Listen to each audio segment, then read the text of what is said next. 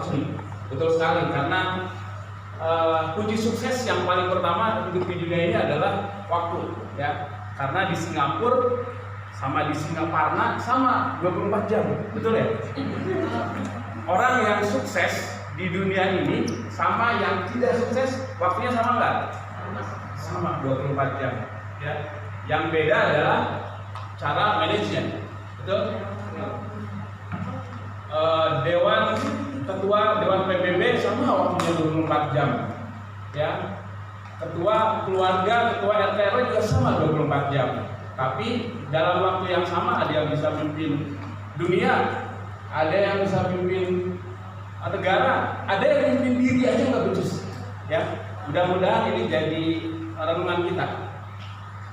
Dan yang menarik ternyata orang-orang kaya di dunia kerjanya sama aja, cuma 4 jam per hari. Coba deh kalau teman-teman googling ya. Sekarang orang-orang kaya di dunia siapa?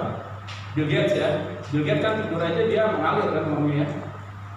Terus siapa lagi? Jeff Bezos yang punya Amazon, ya. Terus yang punya Google. Saya baca bukunya, saya buka YouTube-nya, ternyata mereka kerjanya dari jam 9 pagi sampai jam 5, kecuali satu orang gila itu, ya, disebutnya crazy guy. Itu adalah siapa? Elon Musk yang bikin Tesla, ya. Itu dia kerjanya workaholic gitu. Dan ternyata bagi umat Islam itu sudah jauh sebelum orang-orang barat menemukan teori tentang waktu, kita sudah diatur gitu, bahwa ada waktunya buat ibadah, ada waktunya buat keluarga, ada waktunya buat bekerja. Yang penting total. Nah, untuk itulah saya nggak akan lama di sini. Jadi nanti kita santai saja, ya, jangan tegang, kita ngobrol. Karena harapannya dari kegiatan yang cuma beberapa jam ini, teman-teman punya fondasi yang kuat nanti buat digital marketing, buat praktek, ya. Sekali lagi saya ulang lagi, buat praktek. Karena digital marketing itu sangat simpel. Oke teman-teman sekalian, kita kenalan dulu, ya.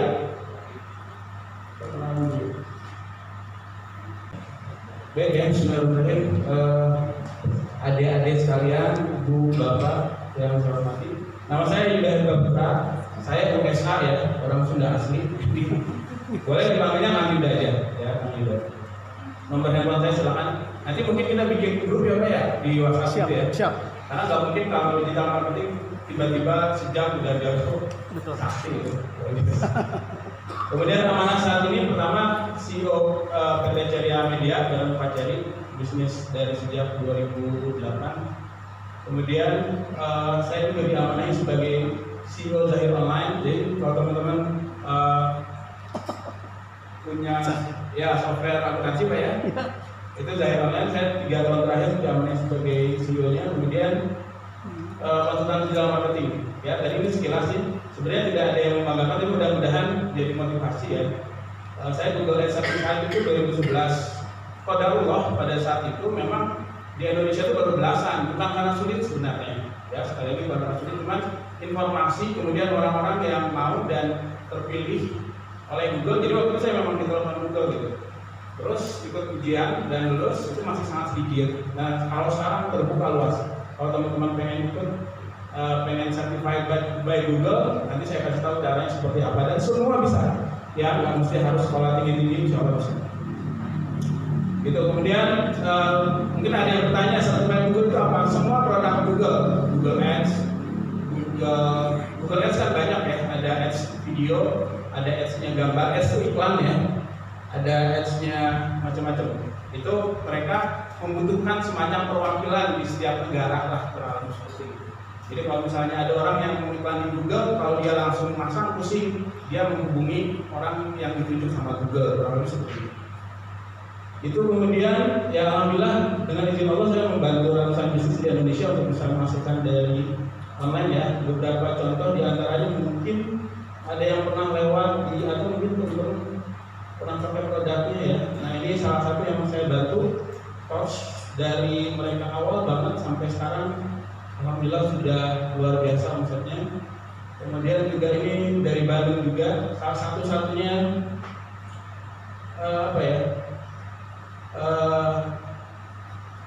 distro online tapi custom gitu. Jadi kalau teman-teman pesan di sini mau kayak gimana model bajunya, warnanya dan lain-lain bisa Ini juga alhamdulillah saya bantu 1 tahun, tahun kedua mereka udah happy problem, bukan heavy ya.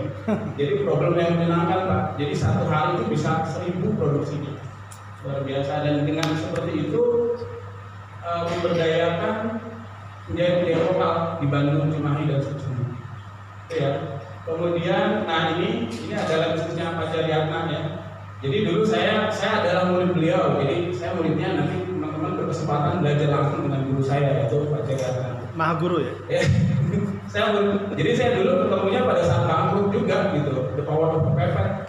Ketemu Pak Jari, saya belajar SEO, belajar digital marketing pertama itu ke Pak Jari. Dulu Pak Jari jualan, sebelum kesini itu jualan apa Pak? Herbal mana apa ya? Dulu apa? Melilea. Melilea ya, dulu makanan apa? Makanan herbal seperti itu. Terus jualan travel secara online.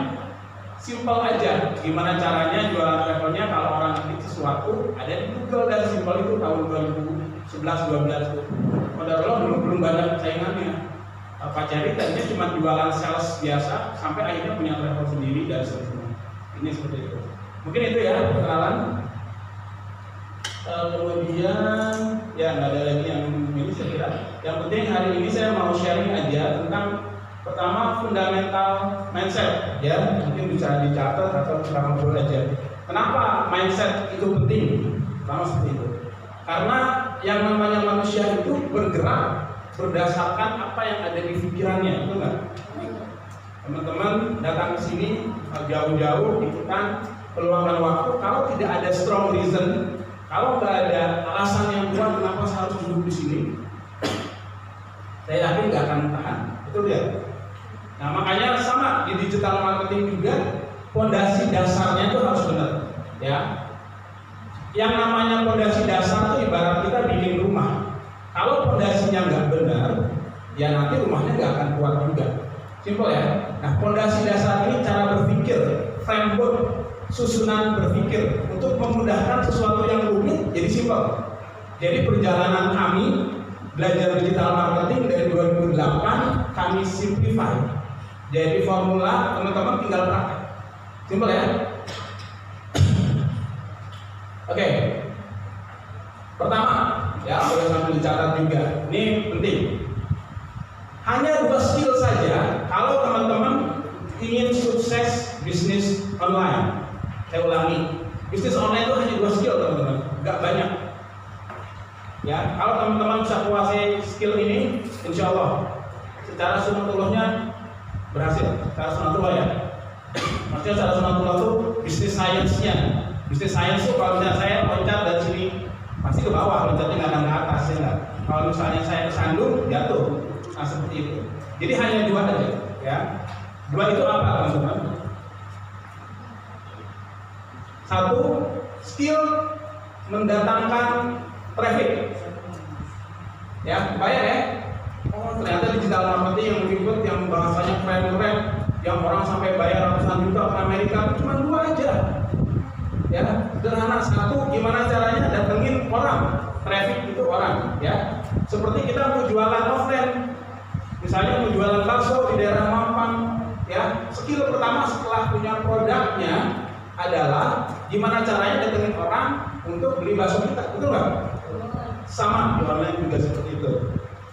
Nah, supaya memudahkan di 2 hari ini, skill mendatangkan traffic kita akan sebut adalah sumber air, ya. Sumber air, nempel ya, kepala ya. Jadi nanti mungkin Pak Jari bicara juga akan banyak bicara bagaimana mendatangkan sumber air dari pintu A. Nanti Cimpe bicara bagaimana mendatangkan sumber air dari pintu B, C dan seterusnya. Ya, seperti itu. Kemudian skill yang kedua, ya, yang dibutuhkan agar kita bisa sukses dalam digital marketing adalah skill copywriting. Ya, copywriting itu apa? Skill membuat konten, teman-teman. Dan membuat konten ini kalau untuk anak-anak zaman now saya kira sudah, nanti ada kan Pak Haji mungkin ya yang YouTuber bisa cerita juga bagaimana membuat konten. Ya. Nah, fungsinya adalah bagaimana meyakinkan traffic yang datang tadi untuk membeli, dah sesimpel itu. Digital marketing. Cuma memang anaknya banyak Pak skillnya gitu ya. Tapi 2 skill utamanya itu aja. teman-teman mau belajar dimanapun, bayar berapapun, ya ada yang 13 juta sehari sama aja. Dua skill ini, skill mendatangkan traffic, skill meyakinkan orang yang datang ke web kita, ke sosial media kita, ke toko kita untuk jadi beli. Masukin lagi. Tadi masukin ya. ke tas. Udah kebayang ya, belum ya? Baik. Nah, skill copywriting ini kita sebut supaya memudahkan di beberapa jam ke depan adalah embed atau kolam penampungan. Kita ibaratkan seperti itu. Jadi digital marketing itu hanya dua, sumber air sama embed atau kolam. Simple. Ya, setiap hari tukang digital marketing itu hanya mikirin dua itu. Gimana sumber airnya banyak dan bagus, gimana embednya nggak bocor-bocor sama kolamnya. Udah selesai gitu, pulang gitu. Selesai ya. Nah, dengan seperti itu mudah kan. Jadi nggak usah belibet sama istilah-istilah yang pusing tapi kita nggak praktek. Kita lanjut ya. Jadi kesimpulannya ini ya, digital marketing hanyalah masalah sumber traffic dan embed kolam penampungan. Jadi siapa yang hari ke hari makin bagus keterampilan dua ininya, insya Allah dia sukses, gitu ya. Nah, kemudian saya langsung ke nomor 3, jangan overthinking. Mulai aja dulu, ya. Atau quote-nya yang lebih terkenal dan better than perfect. Jadi menyelesaikan sesuatu walau tidak sempurna itu jauh lebih baik daripada kita nunggu sempurna tapi nggak mulai jualannya. Kayak Bob Sadino ditanya, Pak, bisnis apa yang paling bagus? Kata beliau, bisnis yang paling bagus adalah bisnis yang dimulai, gitu ya. Bisnis yang bagus adalah bisnis yang dikerjain, bukan diceritain, ya. Jangan sampai kan ada entrepreneur, ya, ada onepreneur. Jadi onepreneur itu setiap ketemu, kita bisnis ini 3 bulan kemudian ayo kita bisnis ini masih cerita, belum praktek. Beda. Kalau entrepreneur hari ini ketemu, ada ide, besok eksekusi. Nggak sempurna, nggak apa-apa, ya. Seperti itu. Sampai sini bisa dipahami ya, teman-teman? Oke, lanjut. Lalu saya langsung loncat ke marketplace ya.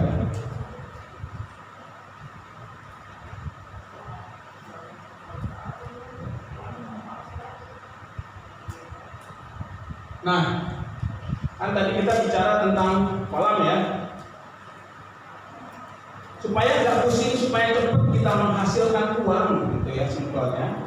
Alangkah enaknya kalau kita berjualan di kolam yang sudah ada ikannya, ya kan?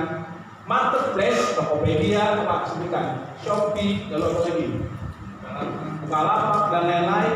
Bedanya mereka adalah apa? Traffic yang datang ke mereka itu sudah niat membeli, betul nggak?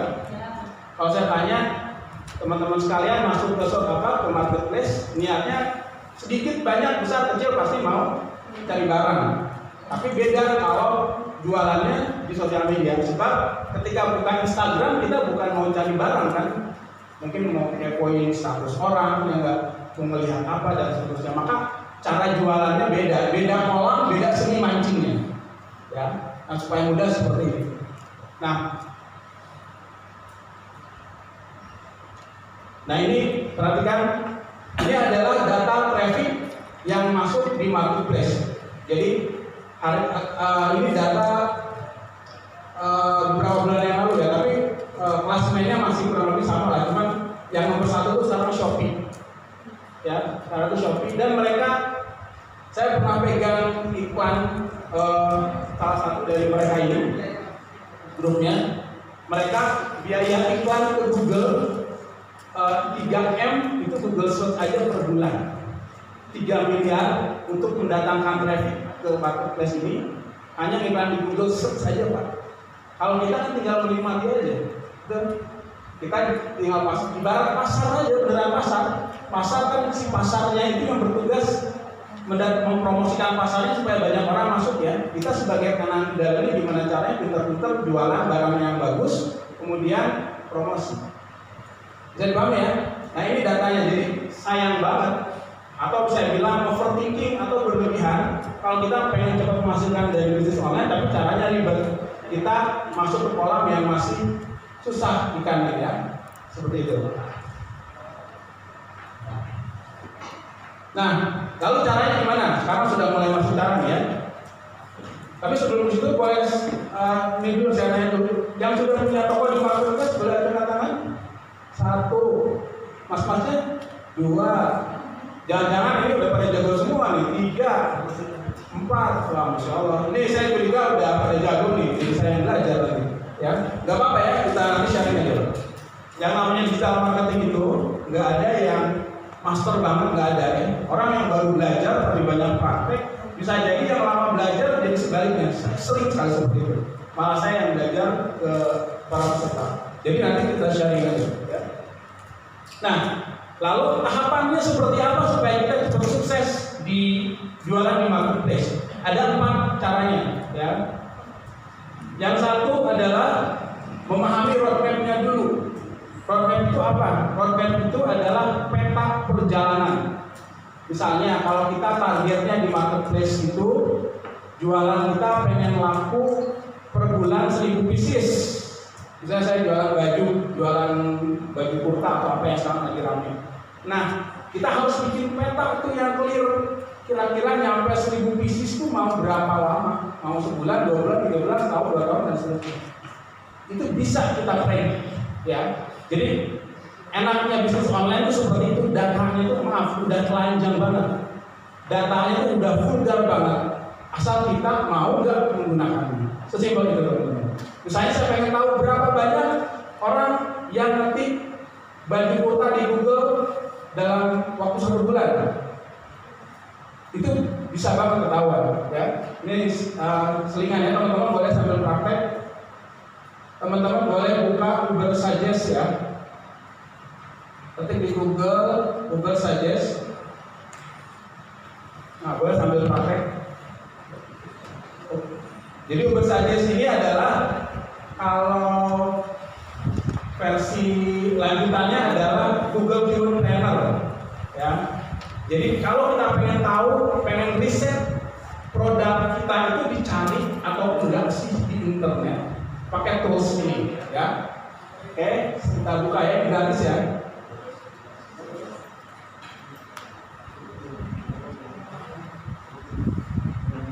Nah, tampilannya seperti ini, pakai handphone juga bisa kalau yang mau praktek supaya langsung, supaya semangat.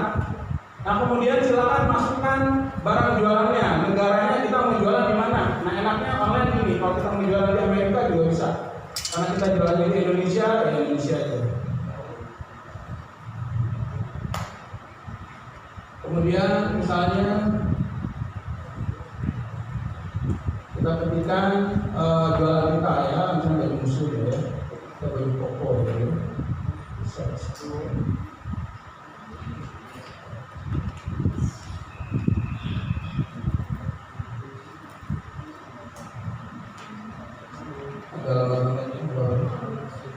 Ayo langsung praktek supaya semangat. Jadi pakai Uber Suggest ya. Nanti ketahuan angkanya ada berapa ribu orang yang mencari rata-rata di Google yang ngetik kata kunci itu. Dan yang keluar. Siapa nggak ada ya? Ya sama hasil. Ada pasang wifi tapi bisa apa? Nah, bapak sabar aja ya.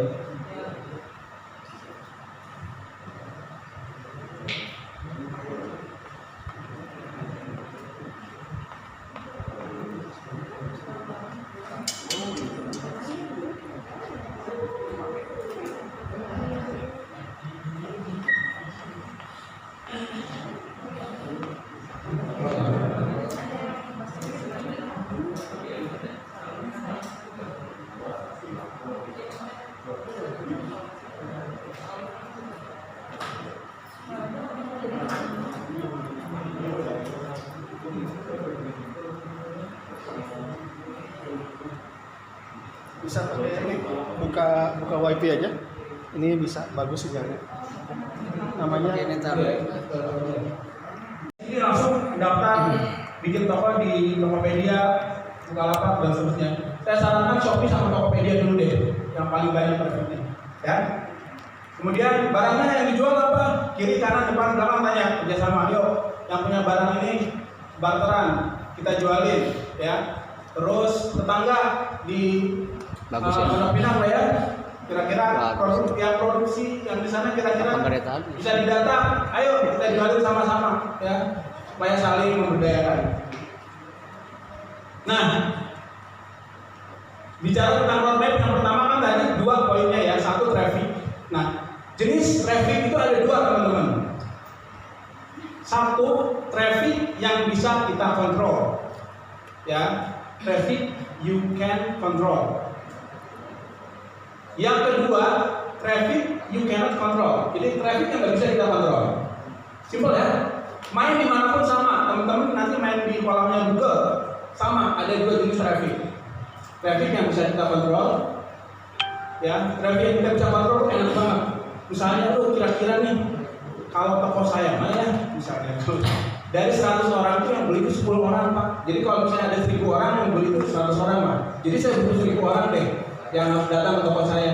Bisa pakai traffic you can control. Tinggal bilang aja ke Mbak Google, Pak, aku butuh 1000 orang yang datang ke toko per hari. Datengin dong, insya Allah datang. Ya. Yang kedua adalah traffic yang nggak bisa kita kontrol, tapi murah dan gratis. Lalu yang mana yang bagus? Dua-duanya bagus. Tapi kalau pengen cepat, saya sarankan pakai traffic yang bisa kita kontrol, yaitu iklan berbayar. Ya. Nah, contohnya traffic yang kita kontrol adalah Google Ads, ya, Shopee Ads, Tokopedia Ads, Facebook dan seterusnya.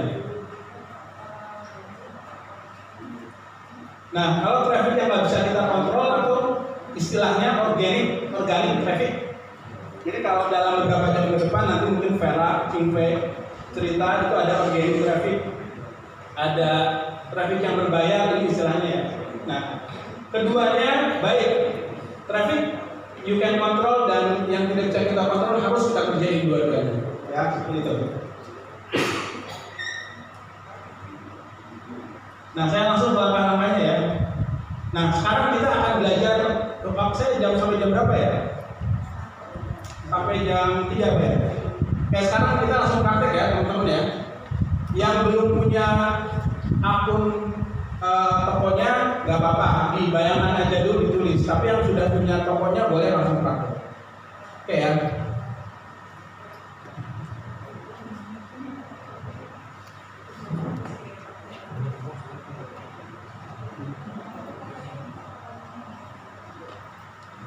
Nah, lalu bagaimana caranya? Sekarang kita akan pelajari dulu bagaimana agar toko kita di marketplace bisa menghasilkan traffic organik atau traffic gratisan. Ya, pertama kita harus memahami dulu cara kerja mesin pencarinya. Saya ulangi ya. Pertama, dimanapun teman-teman mainnya di kolam manapun, pahami dulu cara kerja mesin pencarinya. Ya, contoh seperti ini. Kita misalnya main di Google, terus saya ketik baju koko. Perhatikan pola yang tampil, ya. Paling atas Google menunjukkan Google Maps lokasi terdekat, ya. Ini nanti pelajaran pelajari ini. Jadi yang punya warung, kelompongan, punya ibunya, punya ayahnya, warisan neneknya, bisa optimasi seperti ini, ya. Jadi sekarang orang cari apapun kan di Google. Polanya seperti itu. Artinya berarti kita harus hadir di Google My Business nanti ya. Kemudian yang kedua, perhatikan ya. Caranya adalah kalau kita lihat di toko kita harus ada kata kunci yang sama dengan pencarian di title-nya ya. Nah, perhatikan ya. Kata kuncinya baju koko, perhatikan title-nya. Yang paling kanan tuh baju koko bla bla bla, terus baju koko bla bla bla ya. Kalau kita lihat sini, ini adalah bagian title ya, teman-teman boleh tulis atau screenshot apapun. Ini disebutnya title ya. Nah, title ini adalah makanannya si Mbah mesin pencari apapun mesin pencarinya. Mau search engine Google atau Tokopedia, Shopee dan lain-lain, cara kerjanya niru Google kalau menurut saya gitu ya. Jadi nggak usah, kalau misalnya kita bisa memahami cara kerja Google, insya Allah itu juga gampang ya. Seperti kita lihat, pertama title harus mengandung kata kunci. Boleh dicatat ya. Baju koko, ya, koko dan baju koko, ya dan seterusnya. Nah, lebih disukai kata kunci ada di sebelah kanan. Jadi baju koko, bla bla bla dan seterusnya. Ya, bisa jawab ya. Coba sekarang kita searching misalnya di ininya ya, nah ini seperti ini. Search engine. Di search engine marketplace ya kan. Kita coba baju koko pria sama polanya seperti itu. Nah, perhatikan ya. Baju koko pria dan seterusnya. Ya. Jadi langkah pertama adalah pastikan di toko kita title-nya sudah sesuai dengan target kata kunci yang kita target. Yang pertama. Yang kedua, pastikan ada deskripsi yang mengandung kata kunci juga. Ya, satu tadi apa? Title. Yang kedua adalah deskripsi. Nah, perhatikan. Ya, ada berapa kali pengulangan di deskripsi yang mengulangi kata kunci? Baju koko pria. Baju koko pria, ya. Boleh langsung saya kasih tipsnya supaya teman-teman nggak pusing. Kurang lebih 2% dari jumlah kata di toko ini. Jadi kalau di toko ini ada 700 kata lah minimal ya. Itu ngulang-ngulang kata kuncinya itu kurang lebih 2 atau 3 kali lah. Simpelnya gitu.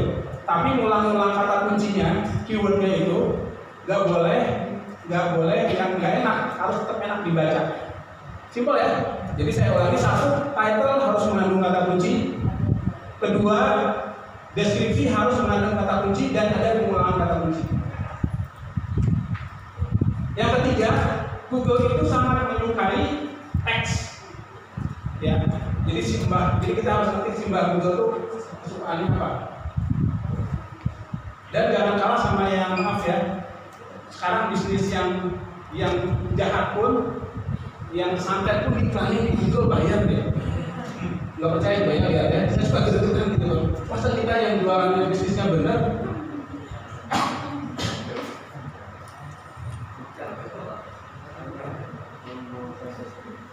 Nggak percaya nanti jasa tuyul, tapi bukan ini ya.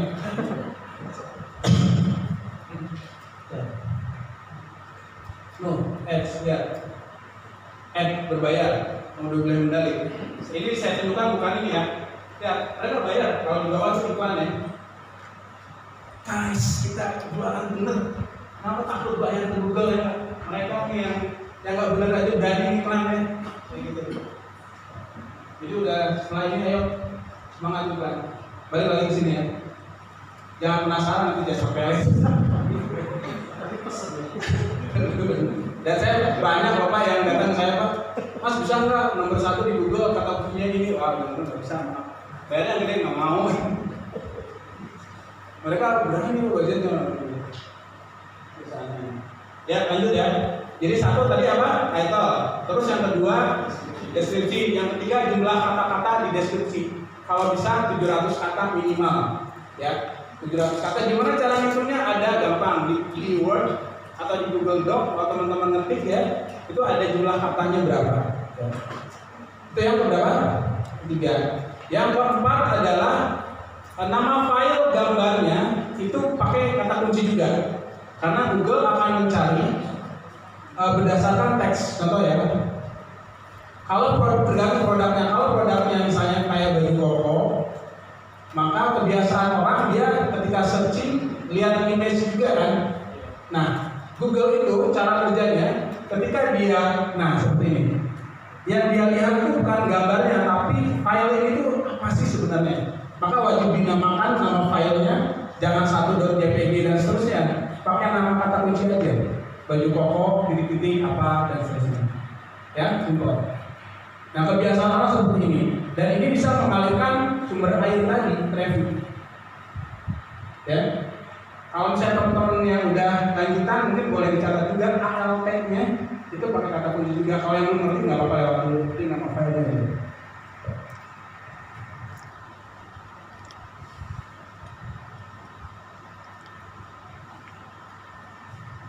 Nah ya, sampai sini bisa dipahami ya. 1 title, 2 2 deskripsi harus mengandung kata kunci, 3 jumlah kata kuncinya harus diulangi ya, 4 jumlah kata, dan yang terakhir adalah image seperti itu. Nah kemudian kita juga nanti mengenal ada 2 jenis kata kunci ya, kata kunci panjang. Kata kunci panjang itu contohnya gini, kalau saya mau beli sepatu Nike nomor 43, saya ngetiknya jual sepatu Nike nomor 43 Jakarta. Nah itu kata kunci panjang ya. Kalau kata kunci pendek, sepatu Nike. Nah menurut teman-teman kira-kira mana yang lebih serius membeli, yang panjang atau pendek? Nah itu kadang-kadang terlupakan sama orang yang optimasi. Jadi mereka pengen tampil, wah saya mah pokoknya ketik baju koko keluar susah memang karena pesaingnya banyak. Padahal sebenarnya emasnya itu ada di hotel. Jadi teman-teman harus bisa merangkai kata yang panjang. Kira-kira orang itu ngerti kata kuncinya, kombinasi katanya itu seperti apa. Ya, nanti saya kasih rumusnya. Misalnya kombinasinya adalah barangnya, merek, ukuran, warna, nanti disatukan. Jual baju muslim warna merah terbaru Jakarta Selatan. Kalau seperti itu, nah di rumusnya seperti itu. Nah itu ada 2 jenis kata kuncinya, ya. Pertama kata kunci panjang, yang kedua kata kunci pendek. Nah saya langsung kasih langkah-langkah ya. Bentar.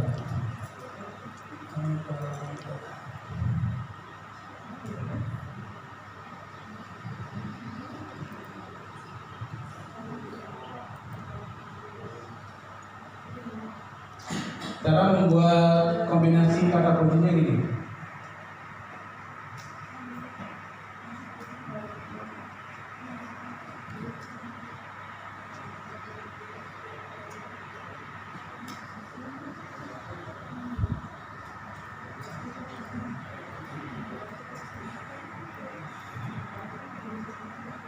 Nah ini ya.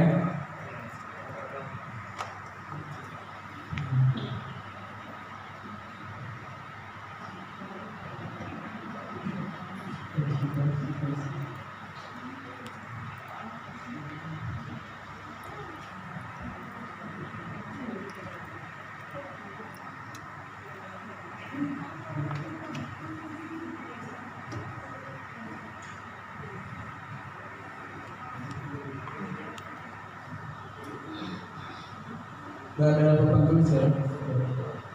Nah ini gampang ya. Nah ini caranya teman-teman. Pertama teman-teman tentukan dulu keyword utamanya. Keyword utama itu produknya. Misalnya produknya teman-teman jual baju koko, oke? Produknya baju koko atau kota Pakistan. Kemudian yang nomor 2, imajinasikan kira-kira apa saja masalah atau keinginan orang saat akan membeli. Contoh. Ya, jadi saya ulangi ya. Pertama keyword utamanya tentukan dulu, misalnya baju koko. Yang kedua, apa kira-kira kata kunci ditambah apa? Misalnya kalau kombinasi yang saya lakukan ini, pertama brandnya, kedua spesifikasinya, ketiga rasional value-nya, keempat emisional, lokasi, kemudian buying dan waktu. Ada 7 nih. Nanti saya kasih semua ya rumusnya. Contoh. Tadi kata kunci utamanya adalah baju koko. Brand, misalnya saya kasih contoh ini The Ihsan ya, karena kemarin saya bantu The Ihsan. Kemudian spesifikasinya apa? Misalnya spesifikasi yang dimaksud itu semua lutut misalnya ya. Kemudian rational value atau manfaat yang utama misalnya apa? Bahannya adem atau bahan katun ya. Emotional value ini apa? Misalnya udah pernah dipakai pejabat. Lokasi jualannya di mana? Bandung, Jakarta dan seterusnya. Buying di mana? Promo, harga murah. Nah ini tinggal disatuin, ya. Jadi kalau dikombinasikan kata kuncinya panjang seperti ini. Jual baju koko The Ihsan setengah lutut bahan adem harga murah terbaru 2020. Ini dijadikan title. Simpel ya. Ini rumusnya udah seperti ini. Teman-teman jualan apapun, jualan pupuk, jualan apa ya? Yang sekarang lagi tren. Tumbuhan, tinggal begitu aja rumusnya. Jadi di list dulu. Kira-kira kata kunci utamanya apa? Kemudian baik kata-kata yang membelinya apa, lokasi di mana, ada 7 faktor. Nah ini ya, nanti saya kasih catatannya. Mungkin itu dulu dari saya. Silakan, ada yang mau ditanyakan dulu? Ini udah cukup ngumpul. Tatapannya kayaknya antara bingung dan ya udah jelas ya, udah kebayang ya. Baik. Soalnya ini anak muda, insya Allah. Anak-anak muda seperti ini luar biasa ya. Oke, ada yang mau tanya, ngobrol santai. Atau mau sharing apapun bebas. Silakan yang mau sharing. Silakan.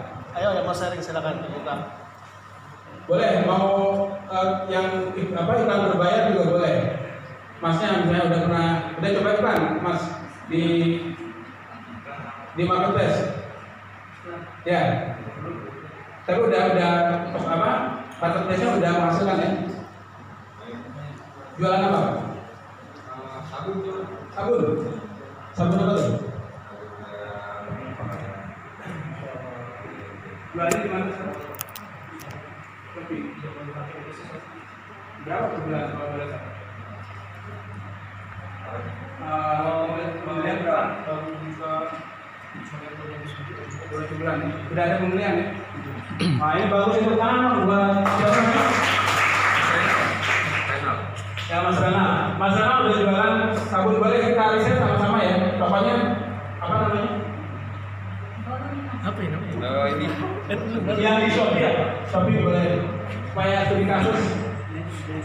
Apa tokonya apa? Lontong ya? Saya langsung kasih tips-tips. belanjain kui di sini. Belanjain kui di sini. kui. Iya, di sini. Nggak pakai spasi, Mas. Belanja apa ngutang? Ini. Wah ini mantap nih. Artinya produknya keren. Karena belum optimal apapun udah ada penjualan. Ini kita coba, saya langsung review ya. Oke. Pertama dari sisi embernya dulu ya. Dari sisi ember. Kalau saya lihat pertama performa chatnya jangan sampai 57, minimal 90%. Jadi gimana caranya orang nanya langsung dibalas. Karena sekarang setiap kita ketika akan membeli pasti membaca review dulu. Itu ngaruh ya. Kemudian yang kedua tentang toko itu jangan hanya produk aja ya, tapi ada emotional benefit. Maksudnya gini, kira-kira kenapa saya harus yakin beli di situ? Misalnya kan sabunnya Mas mungkin sudah dipakai ribuan orang, walaupun baru dijual sekarang di sini, gitu kan? Sudah terbukti dipakai ribuan orang dan membuat ganteng banyak orang, misalnya. Kayak begitu ya. Emotional benefit dan rational benefit. Di ready stock tanpa PO ini termasuknya apa nih? Rational benefit ya. Pada langsung cek aja biasa. Jadi bikin sesuatu yang stopping power istilahnya. Boleh dicatat ya. Stopping power itu intinya orang ketika melihat toko kita atau iklan kita tuh dia berhenti sejenak beberapa detik sampai 6 detik lah. Gimana caranya tulisan itu membuat orang tuh berhenti scroll. Kan sekarang kalau kita di Instagram tuh scroll ya kan, padahal nggak pernah nemu ujungnya. Nah iklan yang bagus, toko yang bagus, ember yang bagus itu adalah kata-kata itu bisa menahan orang untuk scroll. Betul. Jadi ininya jangan terlalu standar ya. Terus produknya ini udah oke, udah cukup packaging. Kalau bisa ditambahin apa ya? Ya boleh offer istilahnya penawarannya beli sabun dapat apa, itu juga menarik. Itu dari sisi ember ya. Kemudian dari sisi teknikal yang tadi saya penilaian udah bagus. Nah pengikut kalau bisa di atas 500. Caranya nanti ke Cimpeng kita ya, ada caranya. Mau semalam jadi 1000 juga bisa. Ya, nah khusus buat peserta ini ada robotnya. Nanti jadi supaya terpercaya kalau banyak followersnya, jadi yang ada followers itu bukan sosial media aja kan. Nah ini pengikutnya kan cuma satu nih. Ini gimana caranya pengikutnya banyak? Yang paling mudah adalah sesama kita saling follow aja dulu di sini. Ya, kalian follow di sini, nanti akan banyak. Yang kedua nanti ada tekniknya pakai software, pakai robot tertentu bisa. Ya, fallback.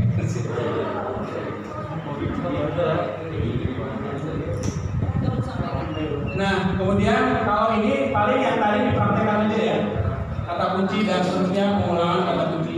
Kalau misalnya belum diiklankan sudah untung, artinya teman-teman kalau saran saya coba pakai iklan Shop Ads di barang yang sudah terbukti laku tanpa iklan. Logikanya, kalau tanpa iklan aja udah laku, harusnya dengan iklan makin laku. Ya, dan kriteria iklan yang bagus itu satu aja teman-teman. Dia iklan yang bagus itu iklan yang membiayai dirinya sendiri, itu aja. Tahu nggak? Iklan yang bagus itu adalah iklan yang membiayai dirinya sendiri. Contoh ini, saya iklan modal 1 juta, kemudian gara-gara iklan 1 juta, alhamdulillah penjualannya untung 2 juta. Iklannya membiayai dirinya sendiri nggak? Ya, iklan udah bukan siapa-siapa. Karena untuk berikutnya ngambil dari keuntungan itu. Nah, kalau misalnya iklannya gagal, disebutlah boncos. Ya, boncos itu misalnya iklan 1 juta, penjualan 100.000 ya tekor gitu. Tapi harus diketahui juga dari awal, nggak ada yang mudah, memang semua butuh proses. Pak Cari jago bakar uang, jadi kalau iklan 10 juta boncos biasa Pak Cari itu kita lakukan gitu. Nanti lama-lama makin asik lah mainnya gitu ya. Cuman intinya kalau sudah tanpa iklan aja udah ada penjualan, coba iklan. Mulai aja dari 50.000 sehari atau 20.000 sehari. Kata kuncinya apa dan seterusnya. Mungkin nggak sekarang ya, tapi mudah-mudahan kalau ada waktu nanti saya bedah. Oke, dari saya mungkin itu dulu. Bapak kalau diteruskan ngantuk, coffee break dulu mungkin. Ada pertanyaan lagi sambil santai? Ya, silakan dibilang. Saya mau nanya kalau misalnya kita mencari sesuatu di Google, nah itu kan langsung Shopee ya misalnya gitu. Nah apa sih yang bikin dia tuh selain banyak yang diminati, tapi bisa langsung muncul di home Google gitu? Halaman depan Google ya? Iya betul. Jadi bisa kayak tadi nih, Jasco gitu. Jasco. Nah yang muncul adalah tokonya dia gitu kan. Nah apa sih yang bisa membuat itu muncul di home gitu? Ya, kenapa yang muncul di halaman istilahnya pejuan ya? Yeah. Di halaman pertama Google tuh malah marketplace. Ini pertanyaan advance ya.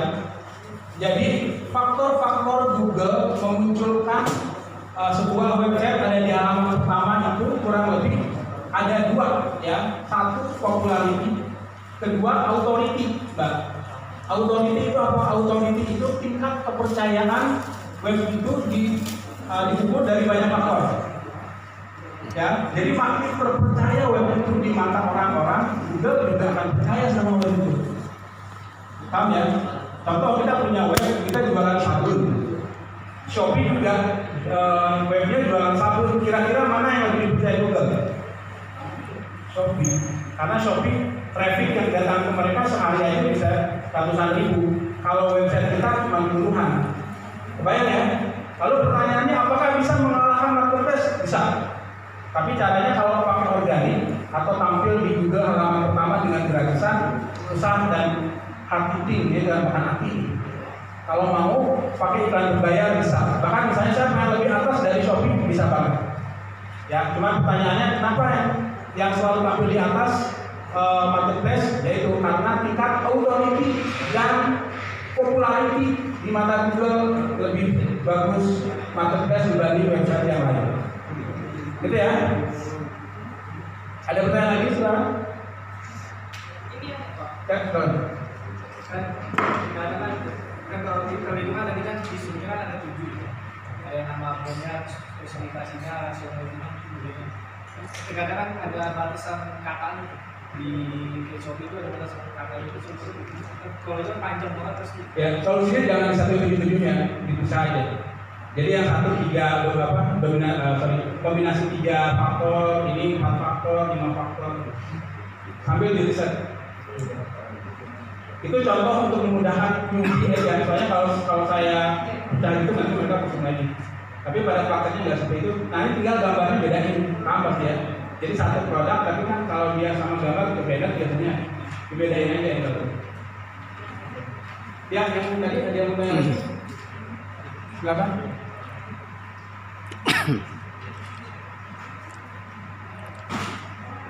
Ayo, jangan takut. Baik, kalau nggak ada, saya tutup dulu ya. Tapi yang mau bertanya sambil santai boleh. Terima kasih atas perhatiannya. Mudah-mudahan tidak puas dan harus praktek ya. Belajar mati-matian, praktek gila-gilaan, jangan mati-matian juga. Terima kasih ya. Silakan. Kalau kita mau jualan online, dari mana kita harus mulai? Oh yes. Nah, itu pertanyaan. Ya, kalau mau jualan online, pertama yang harus mulai yang satu jelas ada produknya. Ya, satu ada produknya. Nah, produk ini kita bisa carinya di mana? Satu, kerjasama dengan yang punya produk, alias kita McLaren atau McLaren, ya. Atau yang kedua, kita justru cari di marketplace juga, Pak. Ngambil dari kolam marketplace, jual di kolam yang lain, gampang kan? Kita ngambilnya dari empang A, lalu kita jual di empang B, simpel. Kita nyari di Tokopedia, jual di Bukalapak, bisa banget.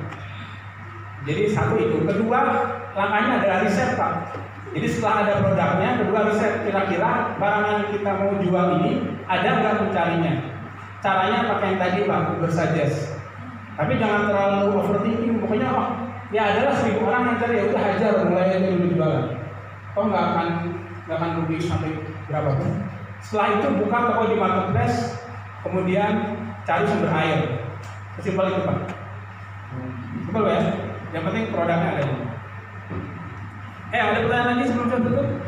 Oke. Tapi kalau misalnya kayak dia apa sih food dan apa gitu ya, dibandingkan produk makanan sama barang, tadi kan lebih awetan barang ya. Nah itu ada nggak sih biar kalau makanan tuh lebih diminati ya? Ya, saya belum bisa jawab sangat lengkap ya kalau makanan ya. Saya punya pengalaman, ada klien saya yang saya pegang sudah 5 tahunan, cuman jenis makanannya memang catering. Jadi tergantung makanannya makanan apa dulu, Mbak. Kalau misalnya makanannya yang memang bukan berdasarkan pencari, kan gini, di internet itu berbasis dua hal yang fundamental. Satu, berdasarkan kebutuhan, Pak. Yang kedua, berdasarkan keinginan. Nah, kalau makanan kan sebenarnya bukan kebutuhan, ya kan? Misalnya kita ngiklan di Instagram untuk melihat makanan itu seksi banget, itu kok jadi pengen. Karena belum tentu butuh, ya kayak gitu. Nah, jadi artinya kalau makanan scale up-nya itu seperti itu. Kita tentukan dulu jenis makanannya. Kalau yang klien saya itu catering, alhamdulillah dengan jalannya Google itu sekarang jadi catering istana, namanya daunrubah.com.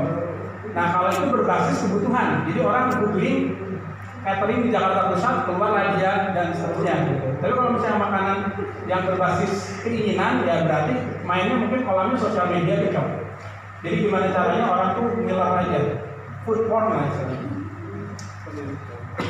Itu ya, Mbak ya. Mudah-mudahan nggak puas ya. Ya ada pertanyaan lain? Ya. Kalau di Shopee itu kan ada usernya. Nah, waktu itu saya pernah buka pakai usernya utama. Nah, sekarang kan udah sebenarnya ini nggak bisa dibuka. Sama, memang usernya nggak bisa dirubah, yang dirubah itu cuma ininya aja. URL kali yang bisa dirubah ya. URL / kalau username bisa nggak? Seingat saya bisa. Saya kemarin baru ganti username kali. URL kayaknya nggak bisa dirubah. Saya shopee.com/akang, nah itu nggak bisa dirubah. Tapi kalau misalnya nama tokonya asalnya Kang Yuda jadi Kang Yuda itu bisa.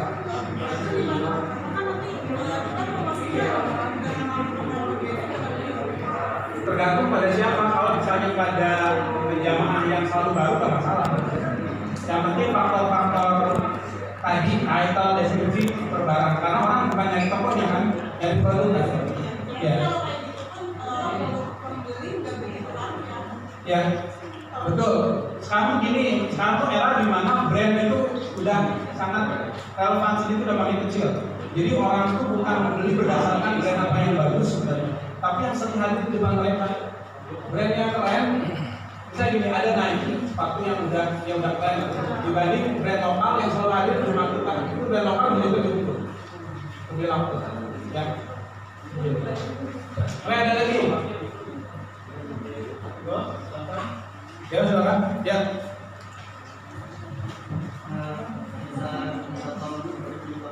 Oh boleh. Tokonya apa mas?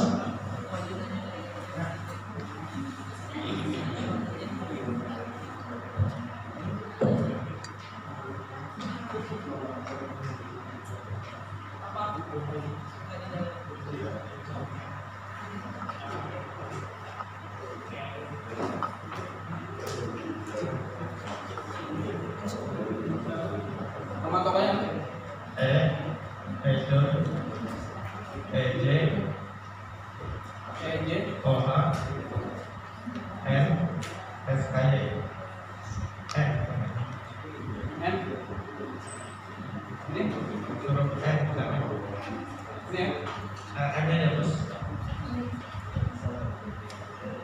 ini ya?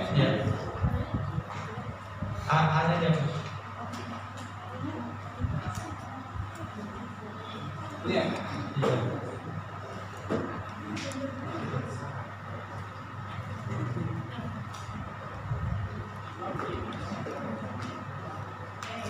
Wah, luar biasa nih ya.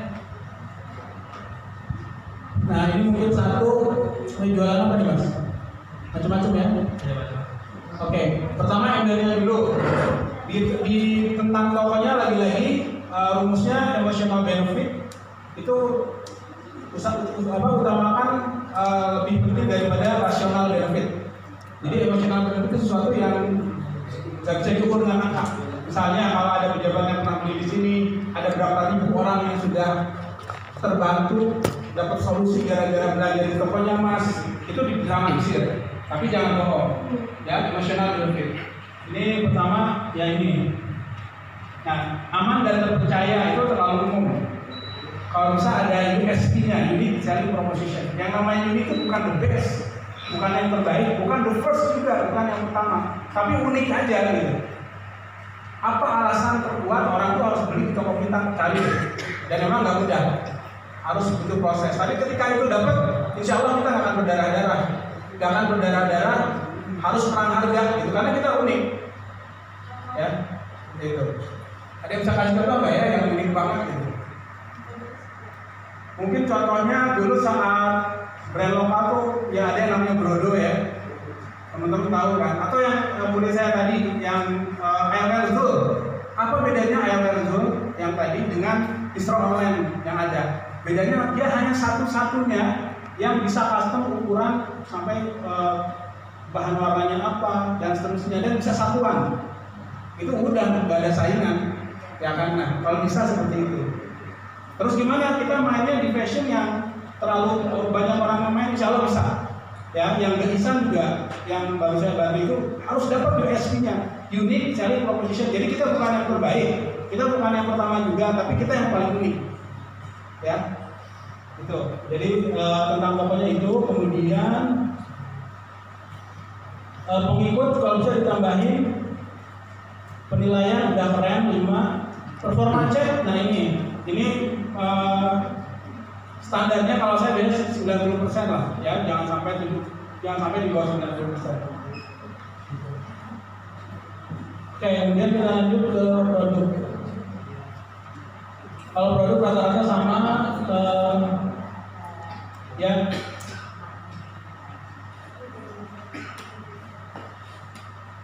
Nah ini semuanya rational benefit ya. Oke, ini juga sama ya. Satu kalau secara teknikal yang tadi ya, title, deskripsi, kata kunci itu harus ada di sini. Kedua nih, kebetulan saya pernah main kosmetik juga. Kalau kosmetik itu rumusnya pas aja sebenarnya. Problem, agitate, solve. Gampang ya. Problemnya apa? Terus dramatisir agitasi. Agitate, solve. Contoh kalau main ini, apakah Anda punya masalah dengan jerawat? Itu problem. Agiternya didramatisir. Jangan sampai Anda kehilangan masa depan. Dramatis banget. Jadi bukan hilang jerawat, bukan. Yang kita congkel tuh akibat dari situ. Jangan sampai Anda kehilangan pertemanan. Waduh, berat banget nih gara-gara jerawat. Paham ya? Kalau kita ngomong ini jerawat paling hebat, banyak yang ngomong itu dibuat. Kayak gitu. Yang terakhir solve, simple. Jadi rumus nulisnya gitu. selain teknikal 700 kata dan lain pakai rumus PHS, problem edited solve. Jadi yang namanya copywriting itu nggak bisa langsung, jadi teman-teman bikin aja di Google Sheet atau di Excel problem. Jadi ada ide nulis lagi, besoknya ada ide setelah nulis lagi. Jadi nanti enak mengalir. Agiternya apa? Dan enaknya kalau main kosmetik di marketplace sudah kena benefit ya. Kalau di Google atau di Facebook itu susah banget. Bisa main pakai iklan. Mungkin itu kalau dari saya videonya. Udah pernah coba diiklankan belum? Bagus hasilnya. Kalau bagus, bocos. Dapat nggak kata kunci yang menghasilkan penjualan?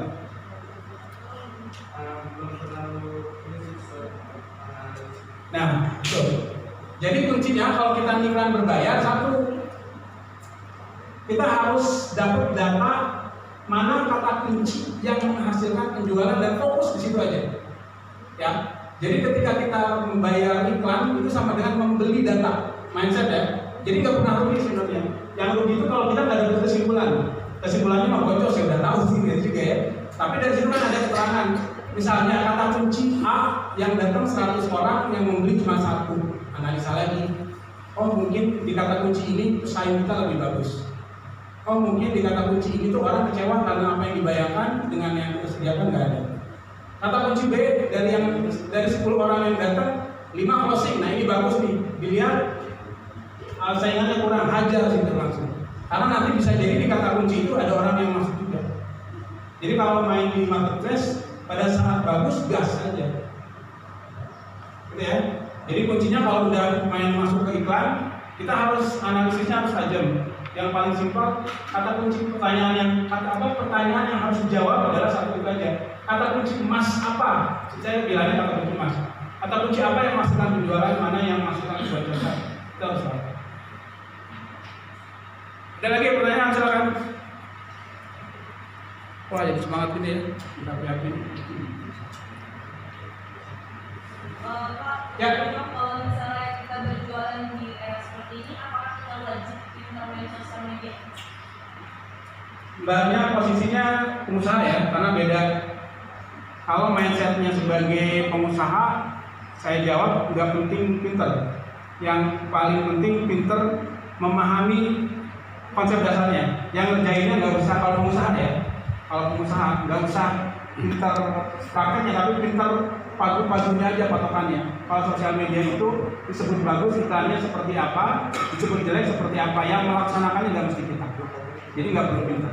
Tapi kalau kita pengen coba, ya wajib sih memang. Ya misalkan kayak saya ingin jual baju gitu kan, atau saya tapi mudah-mudahan dan jual baju. Untuk main ke sosial media saya nggak terlalu main. Kayak Instagram ada sih ada punya video, cuman nggak bisa kayak orang-orang yang bahasa sekarang kayak estetik lah atau apalah yang bagus-bagus gitu update-nya.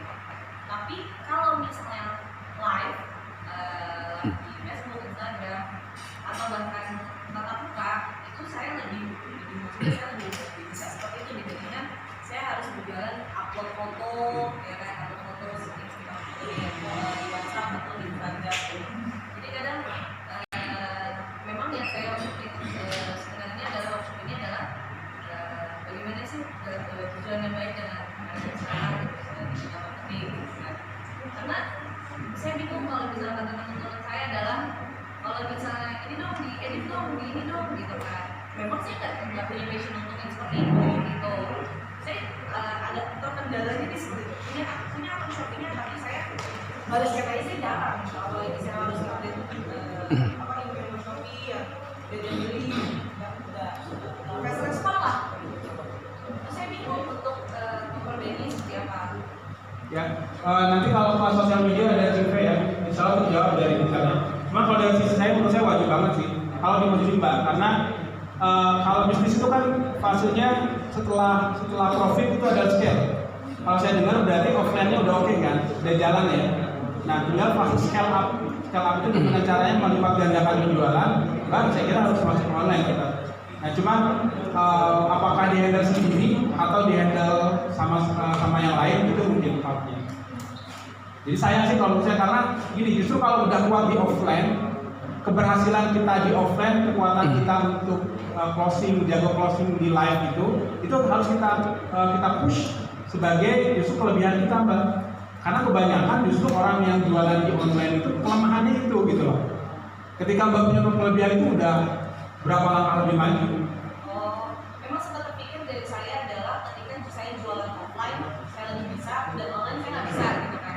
Karena males gitu sih, bukan tipikal orang yang suka main handphone gitu kan. Pengen merekrut temen lah gitu untuk udah cuman ada rasa enak lah, terus gaji lah, apalah. Sedangkan ini adalah usaha baru gitu kan. Jadi ada sih kepikiran buat minta tolong sama teman, boleh nggak minta tolong buat malah akun sosial media lah, Instagram, sebagainya. Ini mah pilihan aja mah aja. Cuman saya nggak suka main Instagram dan Shopee. Ya, udah cocok pengusaha sejati memang lebih baik di rekrut karyawan aja. Ya nanti Tapi di bawah saudara. nanti kita ngobrol bagaimana cara ngitungnya supaya kita tuh udah jangan ini udah layak. Kalau rekrut orang biaya sekian bisa menghasilkan sekian. Mungkin seperti itu ya. Nanti saya bantu. Terima kasih pertanyaannya. Ada lagi?